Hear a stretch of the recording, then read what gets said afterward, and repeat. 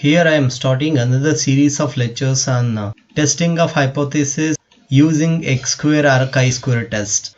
While discussing about z-test and t-test, we have tested hypothesis for population mean when the characteristic under study follows the normal distribution. But when we are dealing with quantitative data, it is often important to draw conclusion about averages as well as variability of a characteristics under study.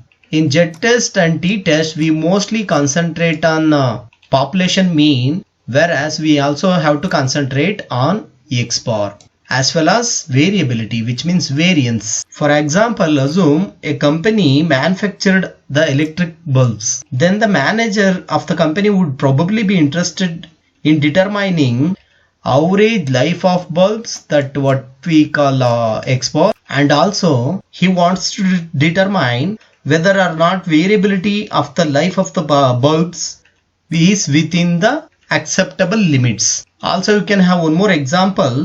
The product controller of a milk company may be interested in the variance of the amount of fat in the whole milk processed by the company is no more than the specified level. In these two examples, along with measuring mean difference of two populations, they also wants to know whether the variability is within the limit, particular limit. It means in the chi-square test or x-square test, we mostly concentrate on variance. Then the procedure of testing a hypothesis for population variance or standard deviation is similar to the testing of population mean. Same, almost similar. The basic difference is that here we use chi-square test, that x-square, chi-square, x-square are both are same, instead of t-test, because here the sampling distribution of test statistics follows chi-square distribution. It does not follow t distribution. For that we use x-square, chi-square test.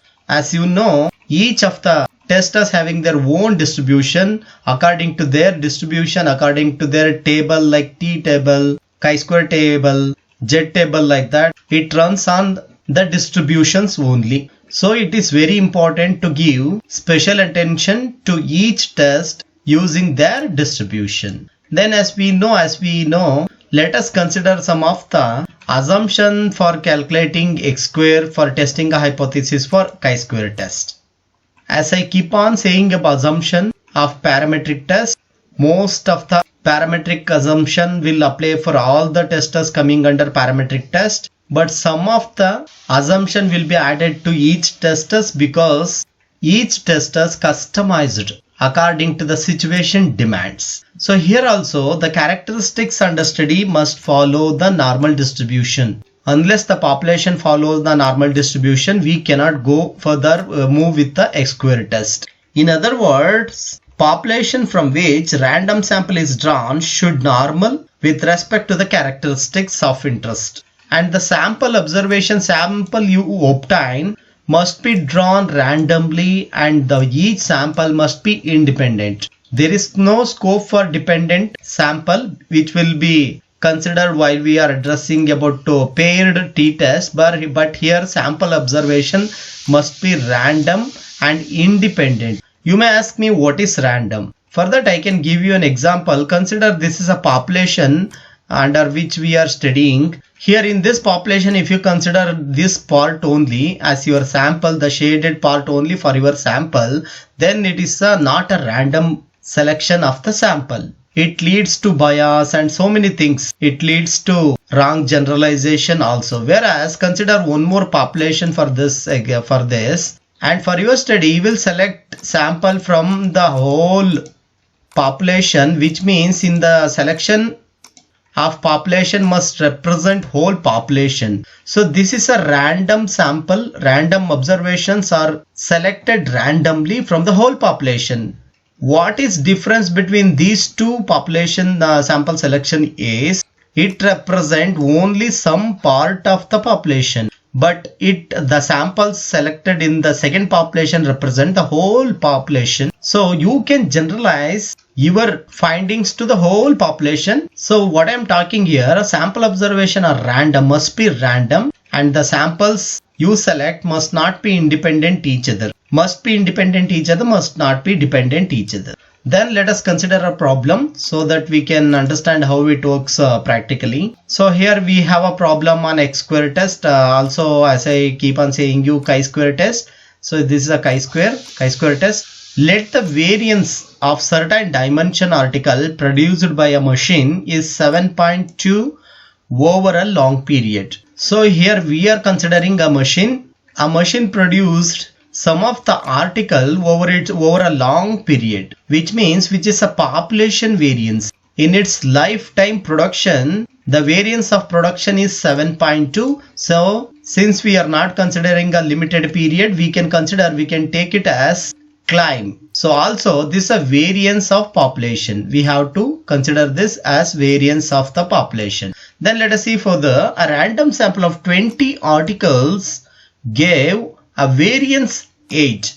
Assume some of the person have taken a random sample of 20 to check whether the variance of population retained with the sample population also they have considered 20 articles, and from 20 articles they have given variance of 8. So which means sample variance, that is a S square, is 8 and mu population variance is 7.2. Now what we want to do is it justifiable to conclude that variability has increased at 5% level of significance? We have to test whether the variability has increased at 5% level of significance. And we want to assume that the measurement of dimension of article is normally distributed.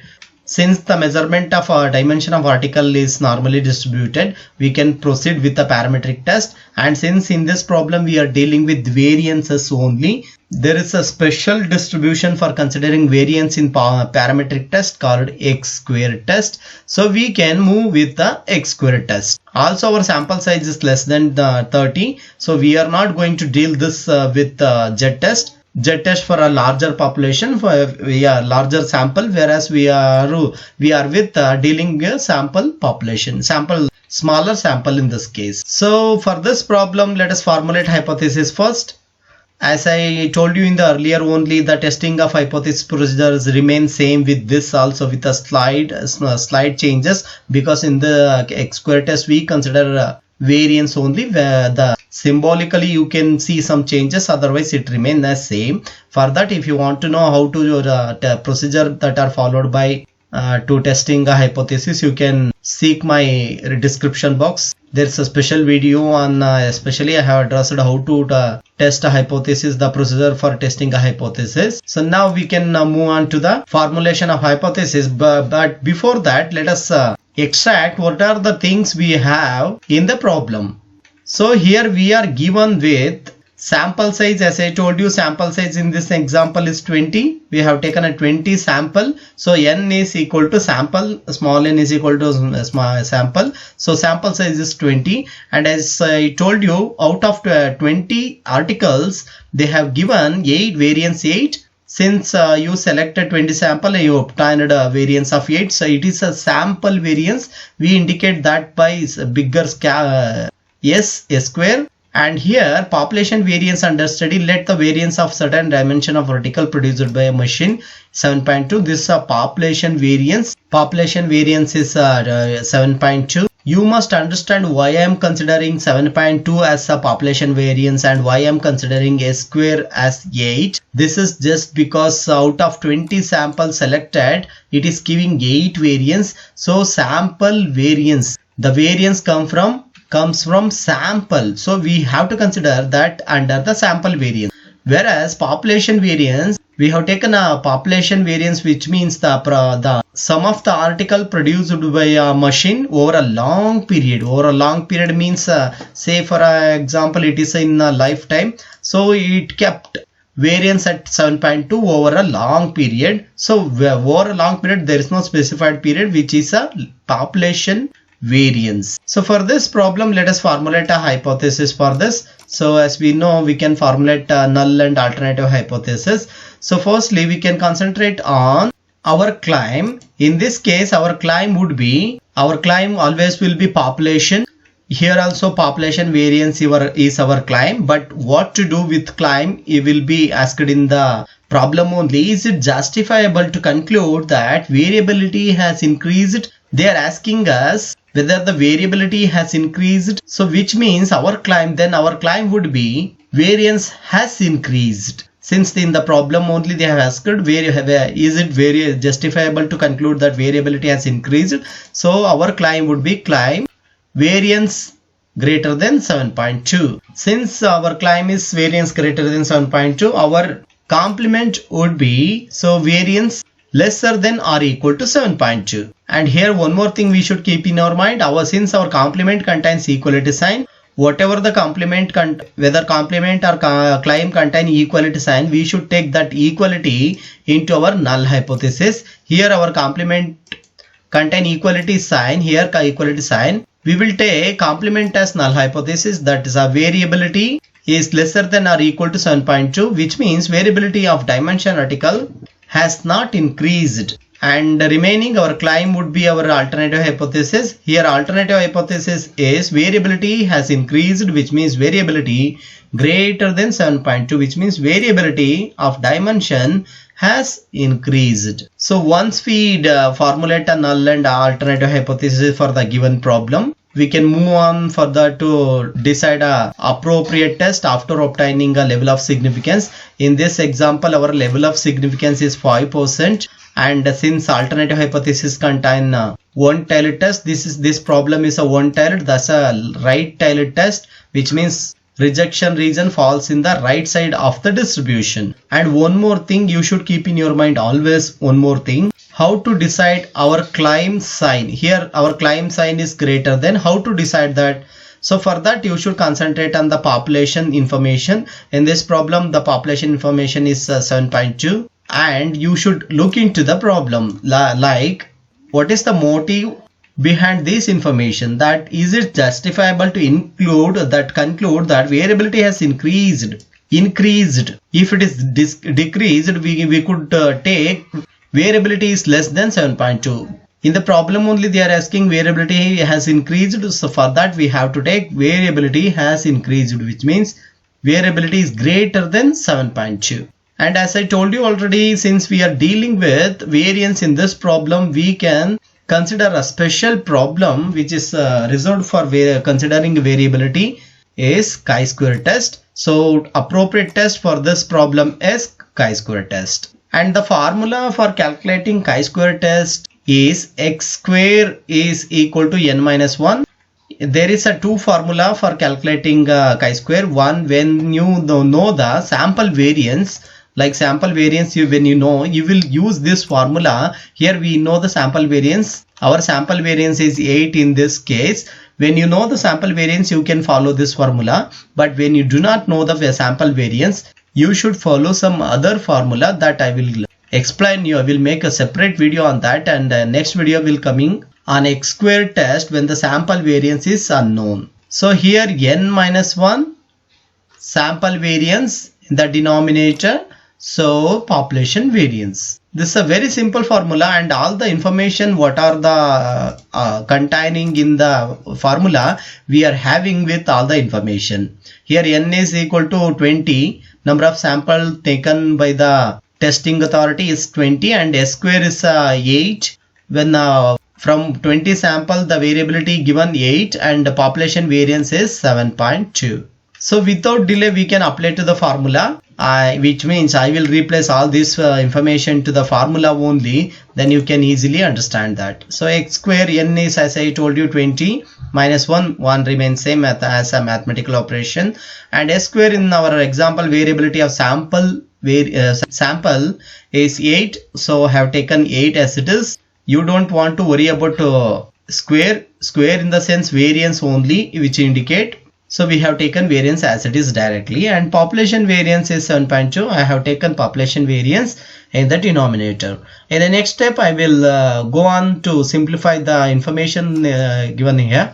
So 20 minus 1 19, 19 into 8 152, and in the denominator 7.2 remains same. And the next step I will simplify further. So when I simplify that, x square is 21.1. Our test statistics for this given problem is 21.11.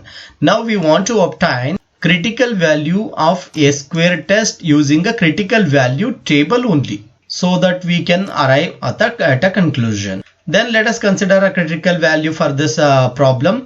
Critical value can be obtained as follows. So here we are dealing with the x square, and for right tailed test, because alternative hypothesis contains a greater than symbol, so which is a right tailed test, for n-1 degree of freedom, 19 degree of freedom. Our sample sizes in the example is 20. So 20 minus 1 would be 19 degree of freedom, and our level of significance in this problem is 5%. So for that, x square n-1 alpha would be, when you replace the value for this formula, x square is 20 minus 1 19. Alpha, since it is a one-tailed test, I am not going to divide alpha by 2, so I am taking alpha as it is directly. 0.05 is alpha, and our our critical value for the 90 degree of freedom at 5% level of alpha is 30.14. Then I will show you directly how to obtain these values using a t table. So the t table is just loading. It is our t table. So as I told you, this is a column for degree of freedom. Degree of freedom we will obtain by n-1. So in this case, degree of freedom is 19. These are for this problem. So degree of freedom, this is a degree of freedom. You want to look for degree of freedom at alpha. So this column is alpha. So alpha, like this 1% alpha, this is a 2.5% alpha, and this is a 5% alpha, which is converted into 100, and this is 100%, 10% alpha, and so on. Alpha is given here. So now we have to concentrate on 5% alpha for 19 degree of freedom. Here our degree of freedom is 19. It goes here somewhere, and our 5% for our 5% alpha. So our 5% alpha for 19 degree of freedom is our critical value for chi-square test for 19 degree of freedom at 5% alpha is 30.14. So which I showed you before only. So I just opened the chi-square distribution table just to make you familiar how to read with the table.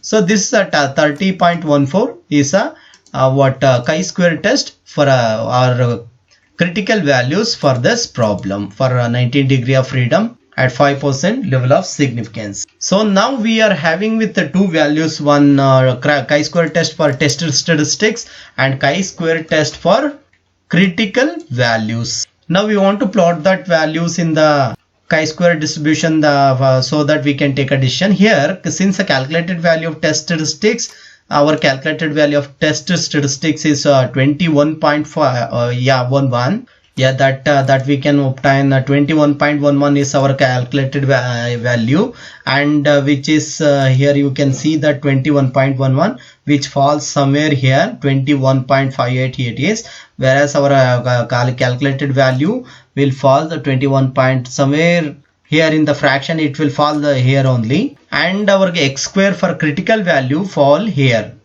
Our critical value is this, that 30.14 is our critical value, and our alpha 5% level of significance, rejection region at alpha is 5% level of significance, and it is a right tailed test, so rejection falls in the right side of the distribution. So the shaded area is a rejection region. So what a rejection region at 0.05, and this is a critical value. This point is a critical value of x square. Our critical value is 30.14, and the non-rejection region is 1 minus alpha. Whatever the region which is unshaded is a non-rejection region. So here we can take a decision since calculated value of test statistics is 21.1 is less than the critical value of 30.14, which means the calculated value of test statistics x square is falling in the non-rejection region, which is not falling in the shaded area,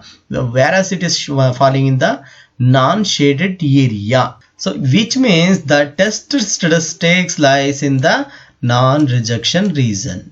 So very simple, when the test statistics falls in the non-rejection region, we are not going to reject the null hypothesis. So we do not reject the null hypothesis and reject the alternative hypothesis that we at our 5% level of significance. So what is the meaning that we reject our claim? Our claim was variability has increased. Variability has increased, but when we reject our claim, we cannot say variability has increased in case variability is not increased. So this is the way how you will calculate testing of hypothesis for x square, that chi-square test.